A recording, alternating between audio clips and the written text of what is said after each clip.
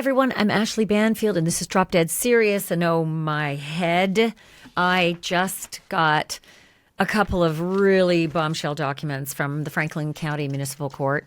First and foremost, I got the arrest complaint, detailing all the information on arresting Dr. Michael McKee for the deaths of Spencer and Monique Tepe in Ohio. Okay, but I also have the affidavit in support of probable cause, and that's got details. They are disturbing. And it's all coming out in this, 4 charges of aggravated murder against Dr. Michael McKee, Monique Tepe's ex-husband. What I'm about to tell you is not rumor. It's not innuendo. It's not theory. This is what detectives are documenting in black and white as they piece together the investigation into the murders of Spencer and Monique in their own home with their children sleeping down the hall. I'm going to take you through everything that we know from this affidavit, and you're going to want to buckle up because some of it I got to be honest, fully expected. Some of it I did not expect at all. First, though, real quickly, big thank you so much for being a part of this community and being, on my feed and listening to this podcast. I can't do it without you. I also can't do it without my sponsors like Just Thrive. I want to talk about something important for a second. I'm going to get right back to this in a minute, but your health and your well-being. If your gut is off, everything is off. Your digestion, your energy, your mood, even your focus, it all starts in your gut. And when that gut struggles, your whole body feels it. And that's why I trust Just Thrive Probiotic. Turns your gut into an antioxidant factory so I can work more, I sleep better, better digestion, healthy immunity, energy, weight management. Thank you. Just Thrive Probiotic comes in capsules or berry flavored gummies. Thank you. That's what I like. Something for the whole family. So here's my challenge to you. Try Just Thrive Probiotic 90 days risk-free. Just go to justthrivehealth.com and I got you 20% off with my promo code Banfield. See the difference for yourself or get a full product refund, no questions asked. Take the 90-day Just Thrive Probiotic Challenge today at justthrivehealth.com/Banfield. Be the best you with Just Thrive. Okay, back to the case. I'm just going to read verbatim because there's something that stands out right off the bat. Usually I don't pay a whole lot of attention to all the technical stuff. Here's the name of the victim, the address, the height, weight. But I do read them. It's usually just very, very quickly. But something was like a blinking red light on Monique Tepe's.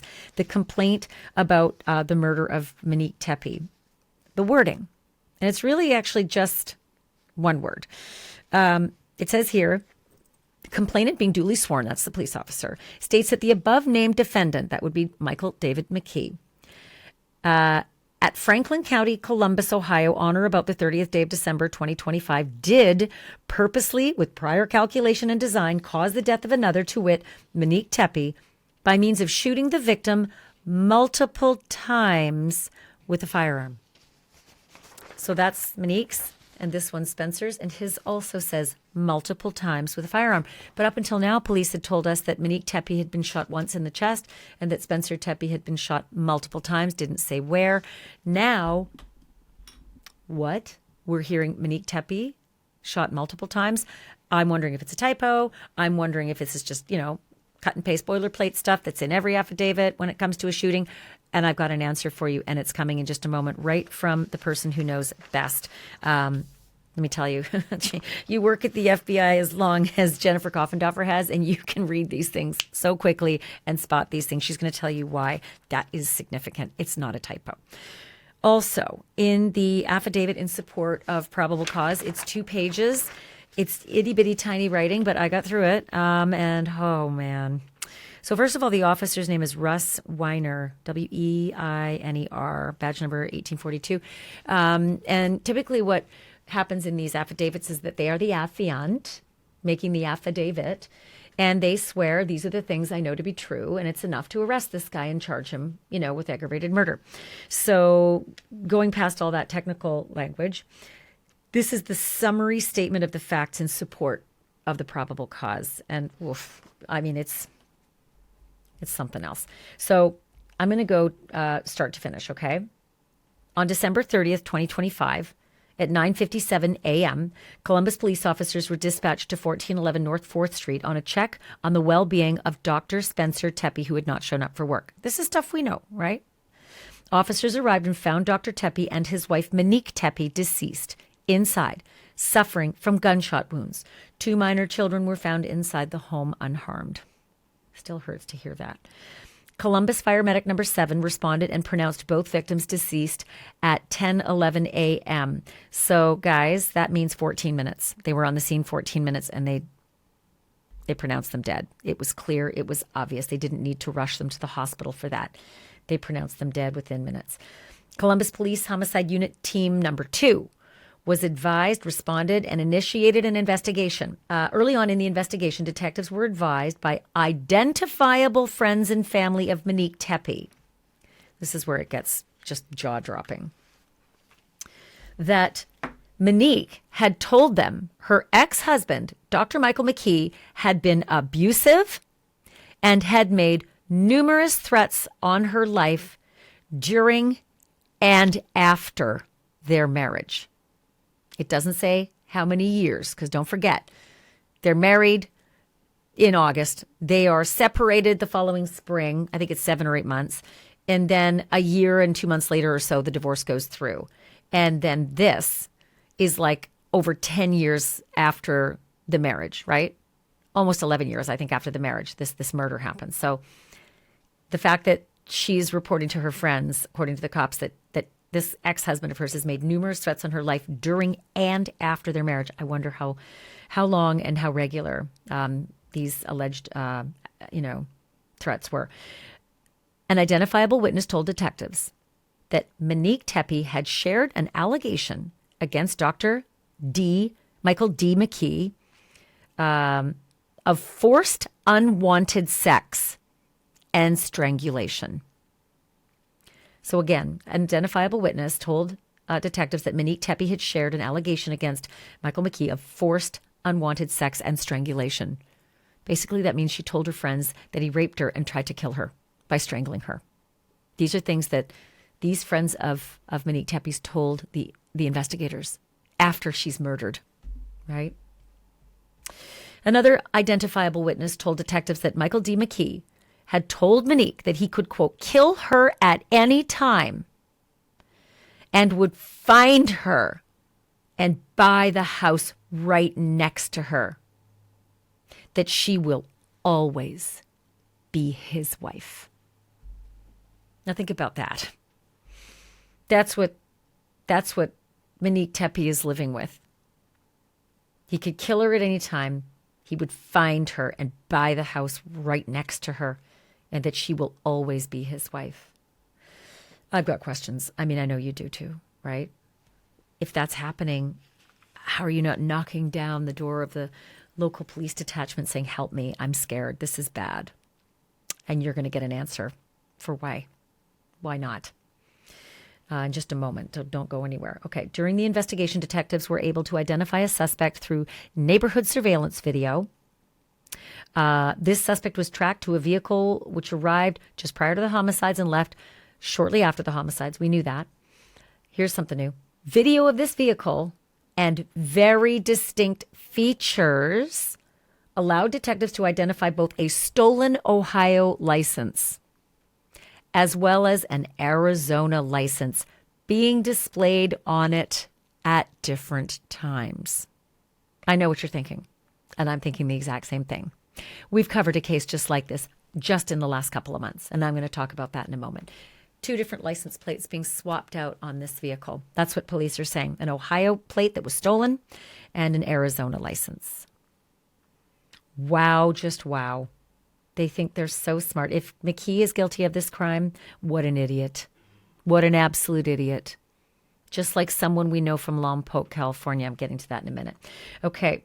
Further searches showed this vehicle to be associated with a past address of Michael McKee, as well as his current work address in Rockford, Illinois. Additional vehicle was obtained and showed McKee in possession of the vehicle prior to and after the homicide. So that's new information. We knew that the police said that he was in possession of this vehicle. They never called it his vehicle. They said he's in possession of it before and after the homicides. The new information is that they've got this vehicle registered to a past address of his and a current work address in Rockford, Illinois, where he works. Yeah. children's hospital. Well, a children's center at that hospital.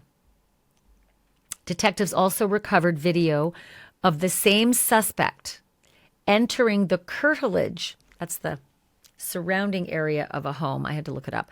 Basically your property, right? Your lawn, your front fence, your back yard, your garage, anything that get off my property, it's the curtilage.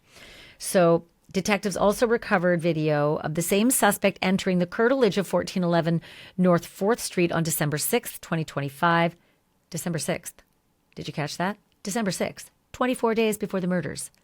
And exiting a few hours later when the Tepes were away. Okay, let's just break that down for a hot minute.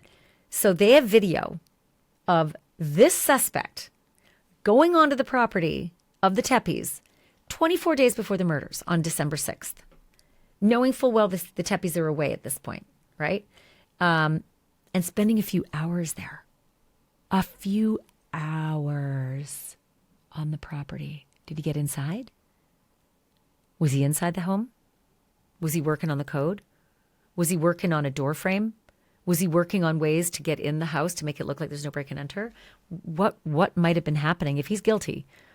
What was he doing in a few hours on this property while the Tepes are away? Wait till you hear where the Tepes were, because that's going to blow your mind, because all this is coming home to roost in a second. December 6th was a big day. And I remember December 6th intimately because it was the Big Ten championship game in Indianapolis and my son was there. And I'm always afraid when my son is traveling because he's a kid, he's like 18 and I'm just scared. And so I remember being nervous. December 6th, is my son okay? Little did I know what was going on, in Ohio. So let me continue. Okay, so he's on the property allegedly for a few hours, and I think we can all imagine this is the dry run, right? If he's guilty, this is the planning, this is the how do I get in? There's a code, there's a security system, there's a window. Let's try the code a few times, see what works. Let's try some dates and social security numbers and things I know from my ex-wife, whatever it is. Or am I taking tools and loosening window frames so that they come off? And then they can be just gently placed back so that no one knows they're actually off. I don't know. If you have a security system, that stuff usually dings right away. Again, I'm hinting ahead here. So I want to just give you the definition of curtilage because I literally curtilage. Is that a typo? So I looked it up and I thought I'd just share it with you anyway. It's the area of land immediately surrounding a home that is considered part of the home for legal and privacy purposes, especially under the Fourth Amendment. Search and seizure, right? It typically includes spaces like a yard, a porch, or enclosed garden that a resident uses in daily domestic life, and law enforcement usually needs a warrant to search it, unlike open fields. So, get off my property, that's your curtilage. So from now on, you can say, get off my curtilage. So the dates, the December 6th, this is also just mind-blowing. And it is not good for Dr. McKee, let me tell you that. None of this is good for Dr. McKee. These dates are consistent with video recovered of the silver SUV and are consistent with dates which Michael D. McKee was not on the schedule at St. Anthony's Hospital. So he's got a few days off from work. I know what I do with a couple of days off from work, and it is not casing places for murder. That's for sure. But if the police are right, that's exactly what Dr. Michael McKee was doing. Yeah. If they're right, and if he's guilty, he is casing 24 days before a double murder, how to pull it off. You want evidence of premeditation to support aggravated murder? Hello. That's this. I cased it out. I did what. And listen, I don't know what we're going to learn about what he actually did on the property allegedly that day for hours. I mean, my God. A few hours. Okay, so on January 9th, skip way ahead. We went from December 6th, 24 days before the murder. The murder is December 30th, January 9th. January 9th, 2026, detectives seized the silver SUV bearing the Arizona temporary tag from the lot. Where? Where do you think? At St. Anthony's Hospital in Rockford, Illinois, where what happens? That's where Michael McKee works.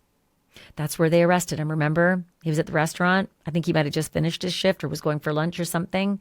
But that's what they did. January 9th, they find that silver SUV, temp tag from Arizona, at St. Anthony's Hospital, Rockford, Illinois. Detectives noticed something about that vehicle, something that stands out. They noticed fresh scrape marks on the window where the sticker, which had been on the vehicle prior to the homicides, had been hastily removed. I'm going to get to that. Jen Coffendorfer has lots of information about what that likely is and why someone's scraping a sticker off their window. I had my theories as well. You'll hear that in a second. During the time of the homicides, Michael McKee's phone had been left at St. Anthony's Hospital in Rockford, Illinois. And it showed no activity for approximately 17 hours from December 29th, 2025 until after 12 p.m. on December 30th, 2025. There's so much I have to unpack here. Okay. First of all, December 30th is a significant date in true crime. And I think you all know why. December 30th is the day they arrested Bryan Kohberger. And why is it so significant here? Well, just a few hours earlier, Monique and Spencer Tepe had been pronounced dead, right, from these gunshot wounds, home invasion. But not only that, the phone issue, right? Michael McKee's phone is left at the St. Anthony's Hospital in Rockford, Illinois, and has no activity for 17 hours. Who didn't leave his phone and made that cardinal mistake? Bryan Kohberger. He took his phone with him, and he thought he would be so smart to turn it off while he was driving away and then turn it back on as he's driving back into his home.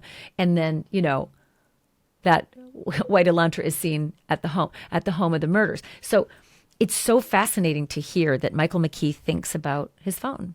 Did he know about Kohberger getting screwed by his stupidity of taking his phone with him? Is that why he allegedly left his phone behind at work? And you tell me, when was the last time you left your phone somewhere for 17 hours? What are the chances, right? Pretty frickin' rare. On its own, sure. Reasonable doubt. Okay, I forgot it's a long drive to work. I'll get it tomorrow. But coupled with everything else, wow. Wow, just wow. How convenient. The phone is left at your hospital, the place where you work, for 17 hours, where your vehicle is being tracked down to a place where, the murders happened. Okay. So the other fascinating part of this is that it is believed he allegedly commits the murders and drives right back to the hospital and puts in a shift. I can't. I just can't. I am wondering who his patients were and his colleagues, who are all thinking back to December 30th, who spent, the day, couple minutes, couple hours, small talk, chatting about schedules, talking about health, talking about your condition, Mr. Smith. He is a cardiovascular, he is a vascular surgeon. These people must be going over and over in their minds, oh my God, I was with Dr. McKee literally hours after he allegedly blew 2 people away, murdered them. And then he's caring for me, or he's working with me at the hospital. Can you just imagine going over that in your head? December 30th. That is a very big day. The day Bryan Kohberger was arrested for that home invasion murder, quadruple murder, and the day that allegedly Michael McKee decided to murder 2 people, home invasion, slaughter them in their beds, and then drive back to work. So I'll go on with the affidavit. More recently, Monique and Spencer Tepe were at the Big Ten championship game in Indiana. Guess what date? Yeah, you got it. December 6th. December 6th. Remember what else happened on December 6th? Police saw some figure, now identified as Dr. Michael McKee, in the curtilage of the McKees' home when the McKees weren't there.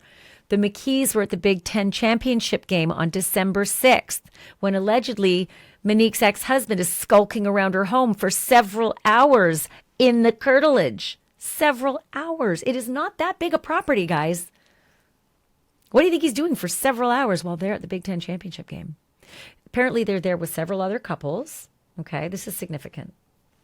They're there with several other couples. Monique went back to her hotel room early in the second half.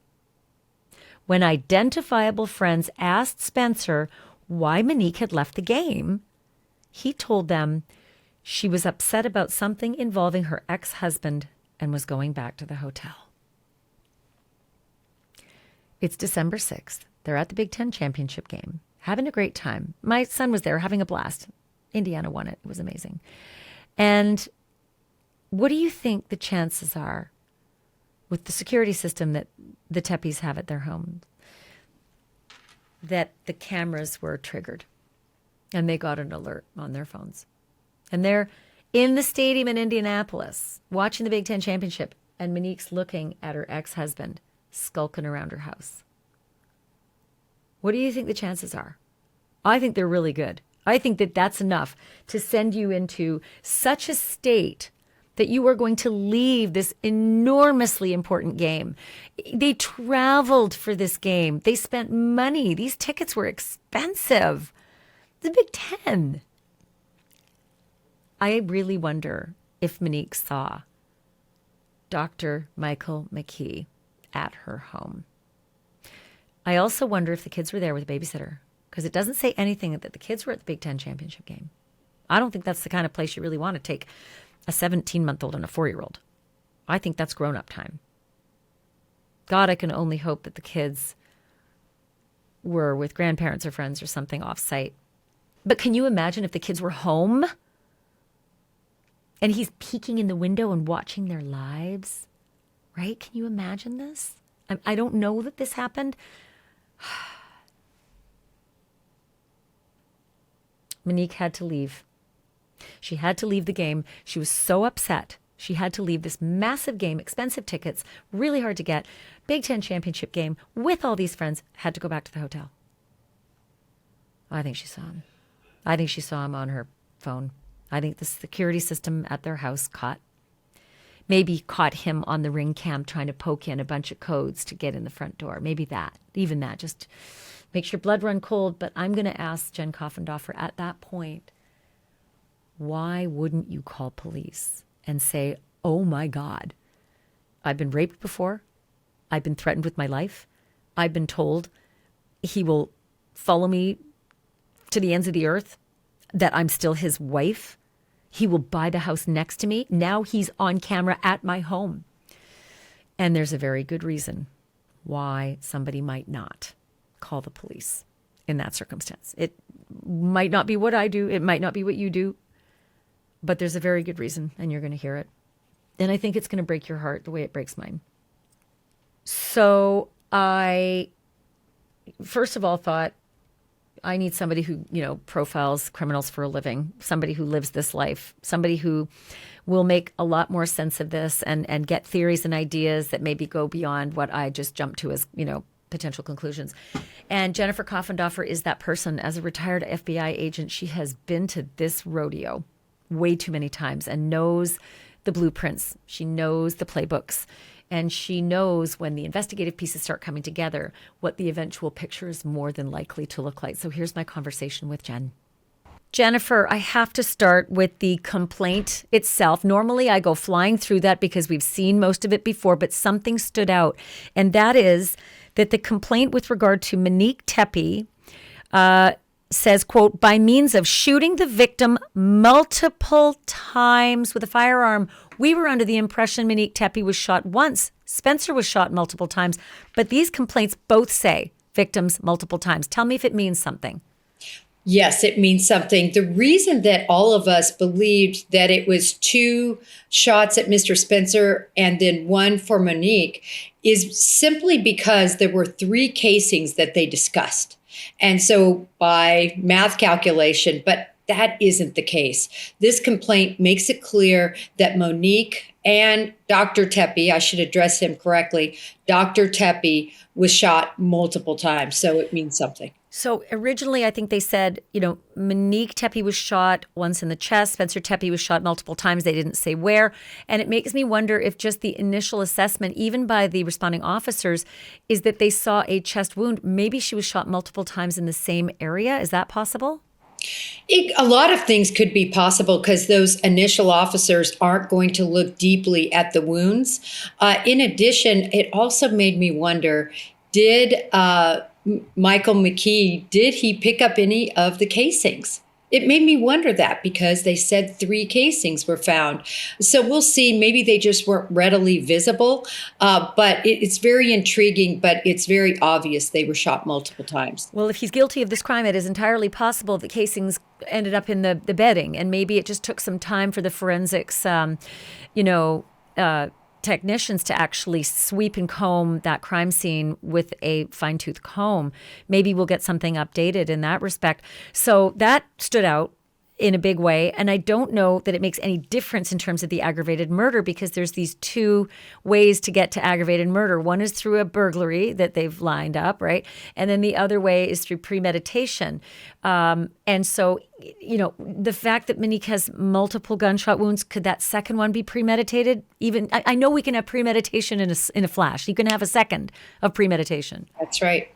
Yeah, no, absolutely. You can have it quickly. And look, they're just hedging their bets, right? In other words, throw both counts at them with different circumstances and see what a jury would come back with. We already know we have an indictment. So a grand jury certainly believed all those counts were accurate.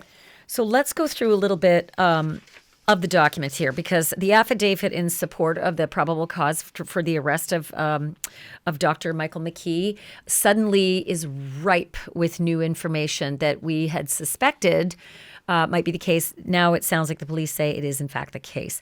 And let's start with this. Friends of Monique Tepe's told the police that Monique had confided with them that Michael McKee had forced unwanted sex on her and that there was some kind of an incidence of strangulation.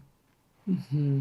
I think that was the number one thing when I read this that just jumped off the page. You're seeing now, why in the world did this marriage only last 7 months?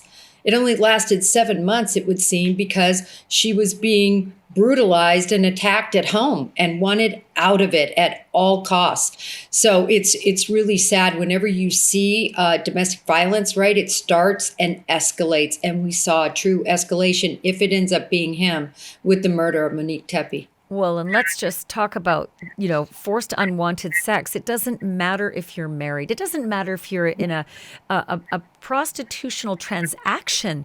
Forced unwanted sex is rape, plain and simple. And we have never heard of any kind of rape complaint made against Dr. Michael McKee prior to this exact, allegation in this affidavit.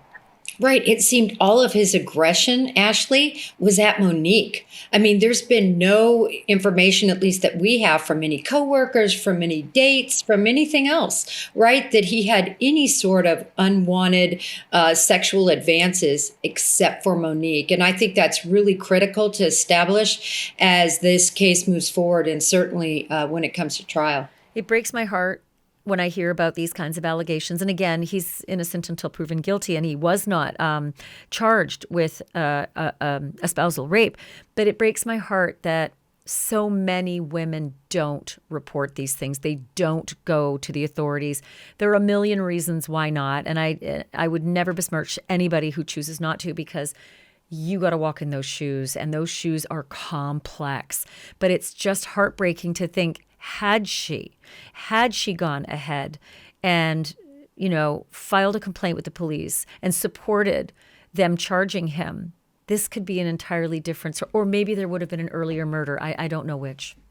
Yeah, no, you make a great point. We see it all the time in domestic violence situations that it just happens over and over again, but the spouses don't want to come forward. As you said, there's so many reasons, their privacy, the embarrassment, just not knowing what to do with the situation. Once you do come forward, does that mean you're even more at risk of being hurt or harmed by that individual? So there's so much. And I think she thought, look, Ashleigh, she did do everything right. Right. She moved away. She got away from the situation. She completely got him out of her life. She lived over 300 miles away. It just wasn't enough. It's shocking to think that if he's guilty of these murders, he was one of the most dangerous people anyone could ever be embroiled and snarled with, right? And yet we don't have a lot of, we don't have a lot of documentation of that. We don't have any restraining orders that, popped up right away saying she was so scared of this ex-husband. He was harassing her. And I'm going to get to something in a moment that would have absolutely made my blood run cold if I was Monique Tepe. But there's nothing to suggest that she went to the police to say, listen, I've got a new life. I've got a husband, I've got 2 small children, and I cannot shake this guy. You've got to do something. There's nothing like that. Right. And I think the lesson that can be learned in this case, that hopefully other women that are watching this and are suffering from this, and believe me, men, as we know, right, the suitcase murder, right, there's men who are also violently assaulted. And stalked and harassed and gunned down. Absolutely. Yeah. But Betty I think Broderick, right? Betty Broderick. Look at that. Oh, Betty Broderick is completely my analogy for this case. Yeah. It's so much the same. It's the same but flipped if he's guilty. Yeah. Same but flipped if it's him. And I think that's all we can do, or, women can do, is learn from this and to go on record. But, Ashleigh, I think it's so hard because they're so afraid that that's going to ignite immediate action against them. And it's out of fear, for the most part, why they don't go forward. And by the way, totally founded, because so many of these men and women, if you do suddenly bend their life into a pretzel by going to the police and then putting that hassle on them, they will take that out on the target of their psychosis. They will take it out on the love of their life, on the person they believe should always be their wife, which is another moment I'm going to get to in the affidavit. But that fear that the abused or harassed spouse has, it's real because it happens. They do blow up if you go to the police. Yeah, it's so true. And Ashleigh, I am so glad that he did not harm her children. Yeah. I mean, this is a true family annihilator, right? And the fact he didn't harm the children, I think, thank God he stopped with Dr. Tepe and with Monique. I mean, I hope that comes out right. I'm just trying to say that he could have gone and done even worse. And maybe the fact she didn't push his buttons and didn't push him away and didn't file reports maybe save those kids. If he's guilty, without question. And I actually come to the moment of realization, too. You have, as a surgeon, as a vascular surgeon whose, sole purpose is to do no harm in life, right? You take that oath, and you blow away 2 people in front of you in a bloody, chaotic horror scene. Maybe things get real very quickly. And maybe the intention was, again, if he's guilty, maybe the intention was to wipe out that whole family. And suddenly it just all came crashing down and he needed to exit. Right. A cathartic moment. He finally exacted this revenge and then said, wow, I've got to get out of here. I don't want to get caught. I need to leave immediately. And like you said, even the moment of seeing 2 individuals, we're going to see how badly they were shot and exactly where they were shot. But I'm envisioning a very bloody scene. I'm going to get to another detail that these friends told police in a second about things that Michael McKee had allegedly told Monique about the danger she was always going to be in and where he would eventually settle and buy a house. I'm going to get to that in a minute. But before I do, I need to ask you about the kind of criminal mind. Again, if he's guilty of this crime, do you suspect that someone who could allegedly be this twisted, this sick, and this obsessed, would he be satisfied with just going in, making it a clean shot and leaving? Or would he want more satisfaction? Would he want torture? Would he want psychological abuse? Would he want to draw it out and enjoy it? I'm trying to get into that person's head. Yeah, a couple of things that strike me. First of all, we don't know who was shot first. I would believe he would have shot Dr. Tepe first so that he would not have to worry about him. And I think he would shoot the amount of times to make sure in his mind that he was absolutely deceased and that he wouldn't have to worry about any threats from him. And then that makes me wonder, what did he do with Monique? In other words, was this just one shot, or one shot to the head, one shot to the chest? What did he have in mind? Did he speak to her? Did he talk to her? Did he say anything maniacal before shooting many shots into her? Or did he just go in there and say, I'm just going to shoot right now?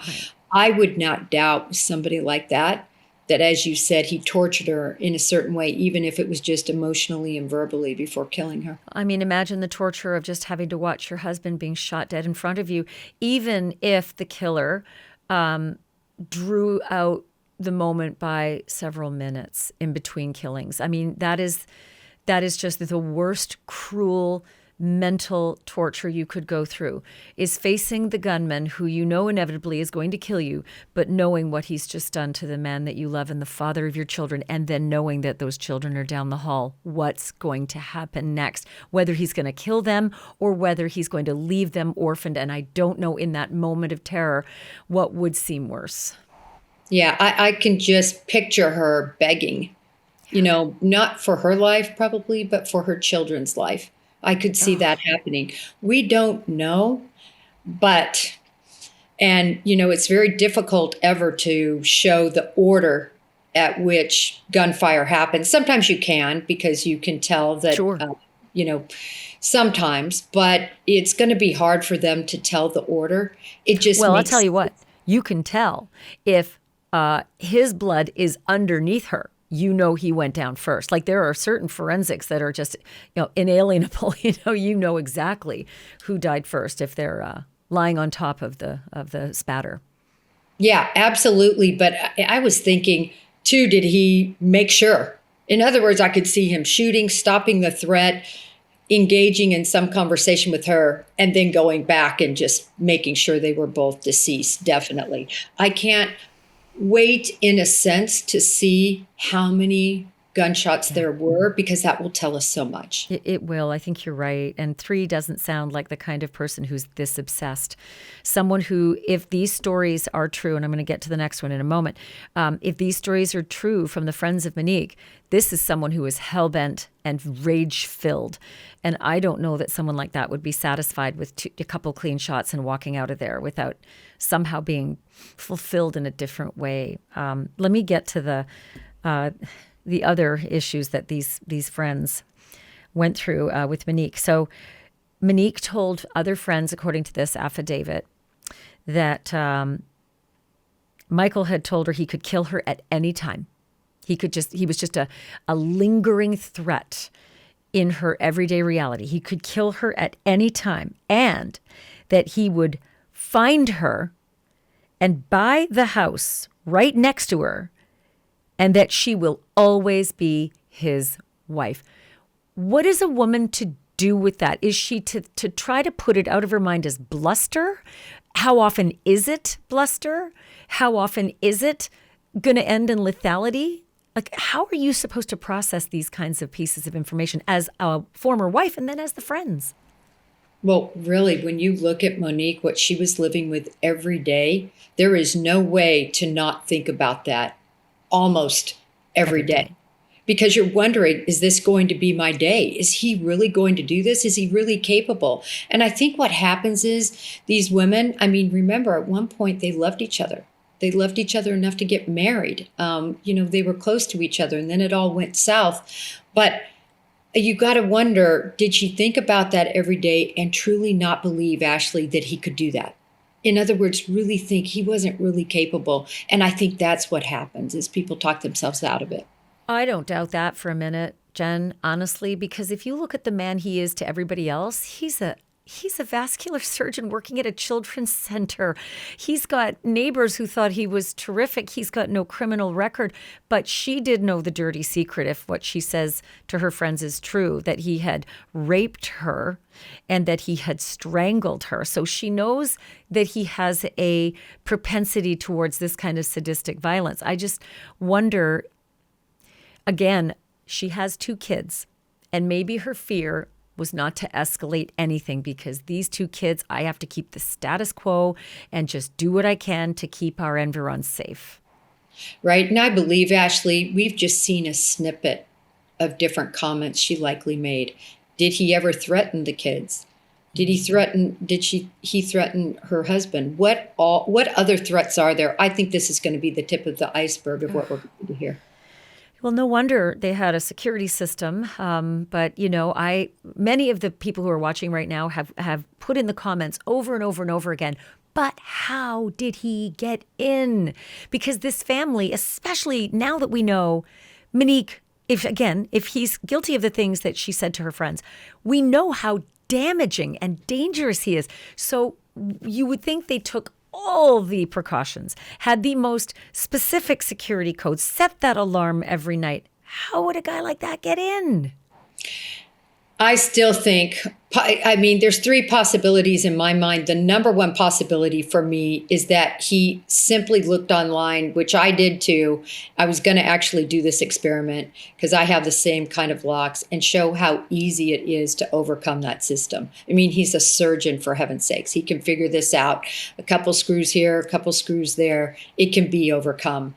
That, in my mind, is what I believe likely happened. The only other possibility is that he could have known codes she used in the past and then guessed at those until he came out right. But I don't think that that's something he would have risked, right? We know he was in the curtilage previously. So I'm getting to that, right? Because I think that, again, if the allegations in this affidavit are true, there was a dry run and maybe a practice run. And I'm going to get to that in a minute because it to me chilled me to the bone. What Monique may have seen on her cameras when she was at the Big Ten championship game in Indianapolis. By the way, my son was there at the same game too, so they were together at the same game. But before I get to that, let me just keep going on this first page of the affidavit. Again, this is the affidavit in support of the probable cause to arrest Dr. Michael McKee. So moving on from this issue of that I will find you by the house beside you and you will always be my wife. My God, it's like a movie. The police said, Jen, that they've got video of Dr. McKee's silver SUV. They're now calling it a silver SUV. They've got video of very distinctive features, very interesting, and a stolen Ohio license as well as an Arizona license being displayed on it at different times. Mm-hmm. Pulled an Ashleigh buzzard. What? Right? It's exactly what I thought. Is that exactly what you thought? That came to mind to me too. You take people who have never committed crimes like this and they come up with these ideas. It didn't work and it sticks out and it's a stolen plate. Where did he get that plate? I went online. You can so easy buy plates. You just go onto eBay or Amazon and you can buy authentic license plates. It's insane. So they're not easy to come by. I did find the fact that he had a stolen plate, though, very interesting because you wouldn't want that. And then you combine that with the hit on the firearm. That, in other words, that firearm had been involved in criminal activity. It makes me wonder, did he get the firearm and the plate from somebody that, like an old buddy from high school that had been in some trouble and he just did a package deal? Or got them from pawn shops or stole them from, record yards or whatever. But again, this is a guy who you think is very smart. And don't you see in your many decades of work, this is what happens. People think they're smarter than they are, and they get tripped up by what? The devil, who lives in the details. Mm-hmm. No, you have said it better. They always get tripped up. They always make mistakes, especially if this is a first-time criminal, and that's what he appears to be. Well, if the allegations that Monique made are true, he is not a first-time criminal. He's just being caught for the first time. He's a rapist and he's an attempted murderer if what she told her friend about him doing the unwanted sex and strangulation is true. It just curdles my, blood. But a stolen plate. This is another thing that maybe, Mr. Fancy University educated, vascular surgeon doesn't realize that there are plate readers everywhere, and stolen plates would register in those plate readers. I mean, there may have actually been hits, right, that came in while he was allegedly driving that route. Yeah, no, exactly. And you've made a lot of comparisons to Brian Koberger. And I think this is one also. You take extremely educated individuals, very smart academically, and they make these just rookie mistakes that, even if you were just watched a few episodes of Law and Crime, you would think, Yeah. Maybe I shouldn't do that.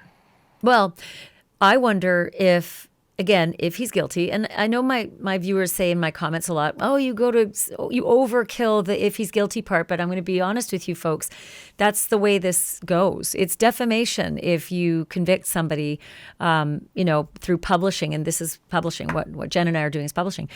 So I am mindful of not convicting someone before a jury does in most of the statements, if not all the statements that I make. I may screw up on occasion, but that's why I am repetitive when I say that.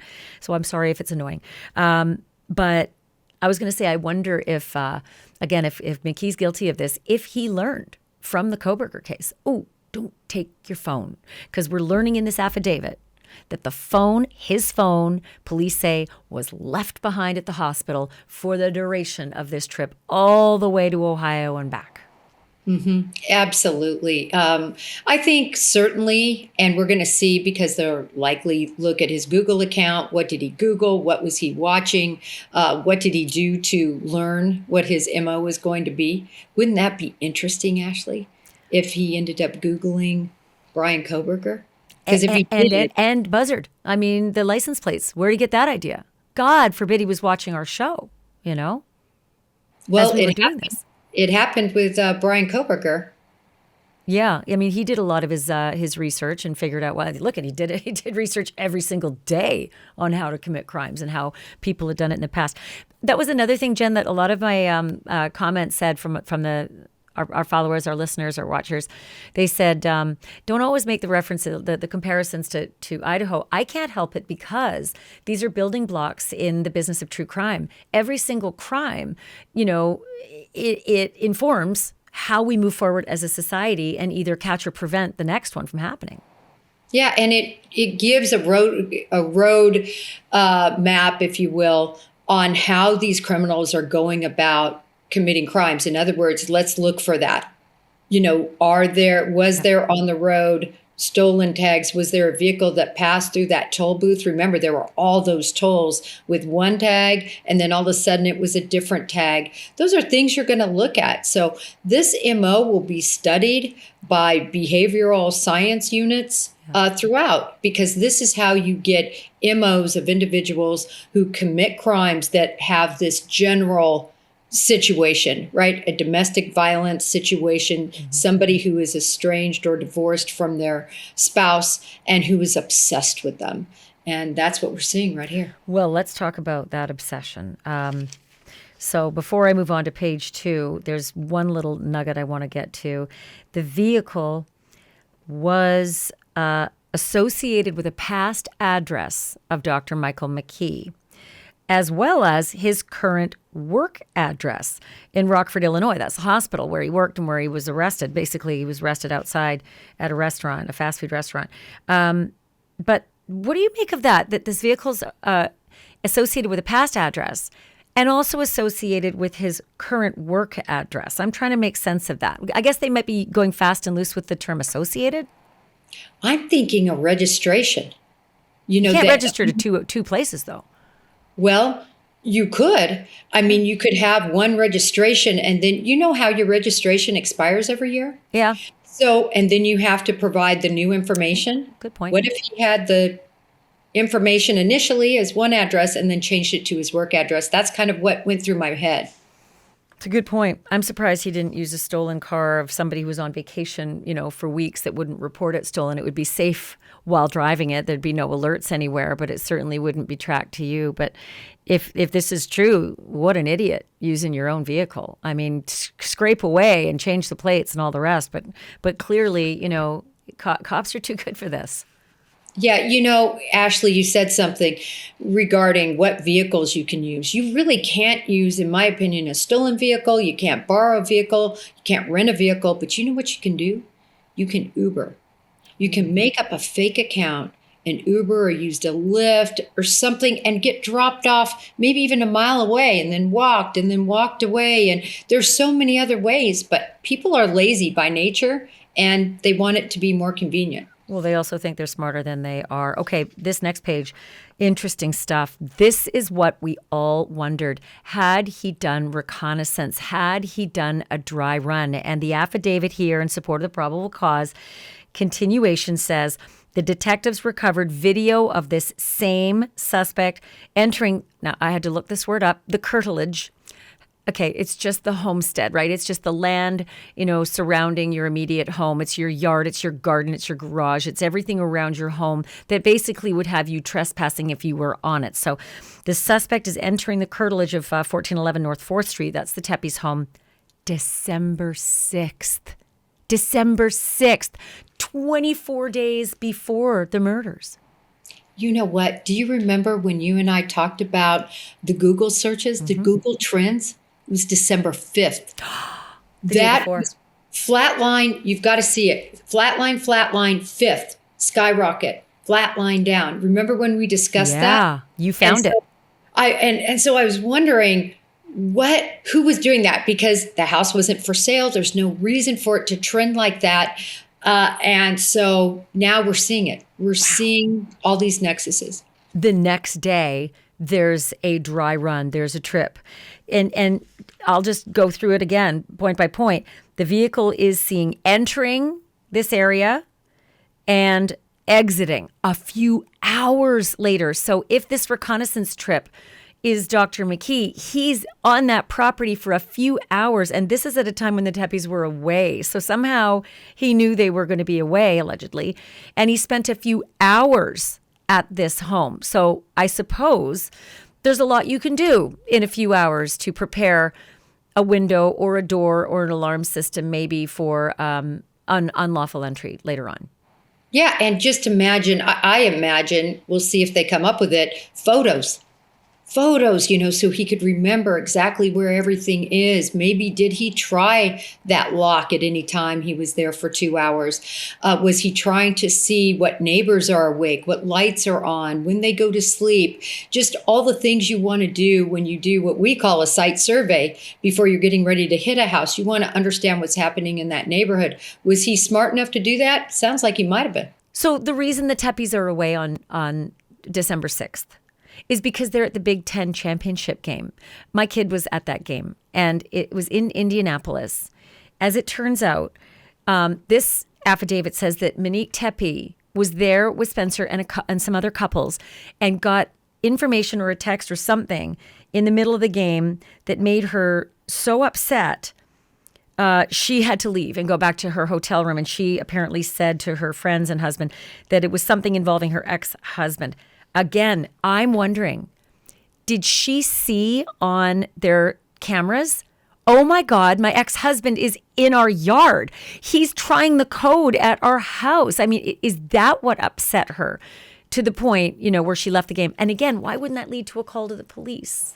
It makes logical sense. And just imagine you're getting text messages, you're being called, you're being told all these different things, and now you see action, Ashleigh. Now you see somebody who knows exactly where you live, and they're around there. I mean, that is just bone chilling. It's bone chilling, but it's also, look, I can only speak for myself, but I would be on the phone to 911 immediately saying, go to the home now. He's trying to break in and arrest him. He's my ex-husband. He makes threats against me. And now he's acting on them. He's at the home. He's actually on camera at the home. Here's a clip. But what if this same person ever said to you, if you reach out to the police about any of this, I'm going to kill your children. They're not going to make it home from daycare. I mean, I can't even.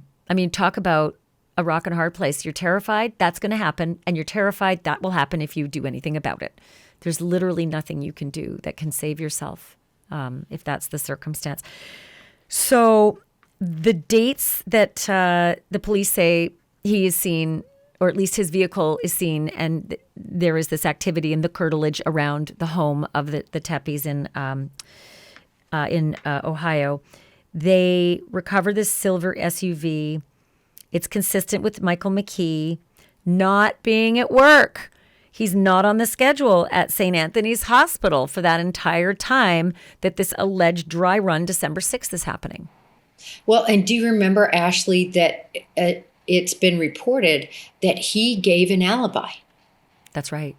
And so I thought that was very interesting, because what was his alibi for any of this? And they had the goods on him.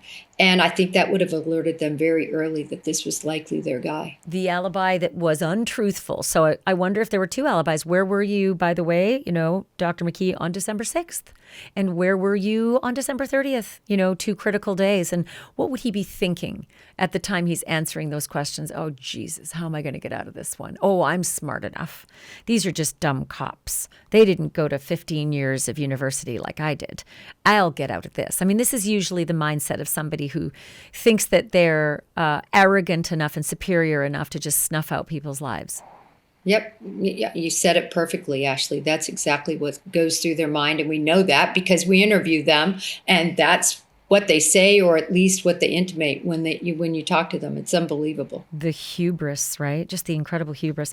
Okay, so they seized the silver SUV on January 9th, and it had a temp tag from Arizona. It was on the lot at St. Anthony's Hospital, where Michael McKee was working. And they said they found fresh scrape marks on the window where the sticker had been on the vehicle prior to the homicides and was hastily removed. And the sticker, I'm thinking, I don't know how this struck you, but I thought that was the registration sticker. That's what I thought. Removed so that it doesn't track back to him. That's what I was thinking. And, he's trying to cover his tracks. He's way too late, and he didn't do it well. It's either that or it's some, sports fan sticker that's really obvious. And maybe he's thinking, oh, I got to get rid of that in case this vehicle was seen on video anywhere, this giant, cheesehead sticker, whatever it might be the case, an identifiable sticker. But I'm with you. I think it's more the registration. But what difference would that make at that point? I think whenever a criminal does this, a first timer, and again, not first time committing a criminal act, but first time in the throes of being investigated likely, or that he's concerned about. When you look at that, he's just thinking now, oh no, what do I need to do? What do I need to do to cover this up? Because now he's really broadening that concern and the cover up. By the way, back to this Google Trends, because the one thing I didn't talk to you about, just because we didn't get to it on that show, was Michael McKee right after. He was Googled enormously long. Now, obviously, we did talk about that, I think. We talked about that, yeah, some true crimers might have, but he wasn't really on the radar. Maybe some other people looked. I still think it was him. I think he was constantly looking to see what was going on. Is my name being mentioned anywhere, yeah. Police, anywhere in the news? And so, guess who else did that? Brian Koberger. Yep, there 100%. You go. Mm-hmm. You found that. You found that Brian Koberger was looking for his own name to see, are they onto me? Or is anybody even thinking of me? It stands to reason that you'd have, again, that kind of hubris and arrogance to think it's all about me. It's all about me. Jen, I can't. Thank you so much for walking through these affidavits with me. It's just every time I get an ounce of information, I'm so obsessed with how a pattern like this could carry out, and be carried out without so many red flags, with so many people around them helping to stop it. And I can't wait to learn more, to find out more about why Monique didn't call the police sooner, get a restraining order, alert other people to this kind of escalating behavior, or was she just terrorized in her tracks? Yeah, I'm going with terrorized in her tracks, Ashleigh. I think she was terrorized. Jen Coffendorfer, thank you so much for this. Thank you. So there you have it, guys. I think you've got your theories. I certainly have mine, and you heard Jennifer's as well. And I think you should just, buckle up and be prepared for documents like this to drop. And we are going to learn piece by piece, much like we did in the Idaho killings, right? It took a long time. The gag order really, really dragged it out and made it hard to learn what went on at 1122 King Road. But if you're talking about 1411 North 4th Street and what went on there, I think we're going to start learning a lot more. I mean, this was it's really short. There's a very, very short affidavit in support of probable cause, right? It's 2 pages, but like really short. And tiny little clues sometimes are in just the most dry, mundane arrest reports, right? This is just a complaint, but here we learn that Monique is shot multiple times with a firearm. Jen doesn't think that's a mistake. She thinks that was something that they didn't see right away, right? And that maybe the killer did pick up some of the shell casings. Maybe there were so many shots. Who knows? But I think we're going to learn these things. I always ask you to subscribe because when we do find them, like I was not expecting to drop this last minute podcast, and I just want to make sure you're alerted and you get it just as soon as it comes out. Because I don't want you to be like, in your next conversation and be the last guy who knows about it. I want you to be first to know. Thank you so much for bearing with me as I plow through all these docs and come up with my own ideas. Thank you so much for being a member and for subscribing. I can't tell you what that means to me. It really does do me a solid. If you haven't subscribed yet, please do so. It does really help. And I would love it if you'd become a member too. I'm doing so many more of these membership conversations because it's really interesting what you guys think about these cases. You ask me questions that I hadn't thought of. You bring up ideas. You even given me stories to cover, and I've done that. I love the fact that we can have this open conversation between us. And so if you become a member, I can have you as a part of that. I really enjoy it. And I've got some swag and merch and stuff on the site as well. So you can be the true crime queen. And I think Valentine's Day is coming as well. So you might want to get something for the person you love. Thank you so much for listening. Thank you so much for watching. And remember, the truth isn't just serious. It's drop dead serious.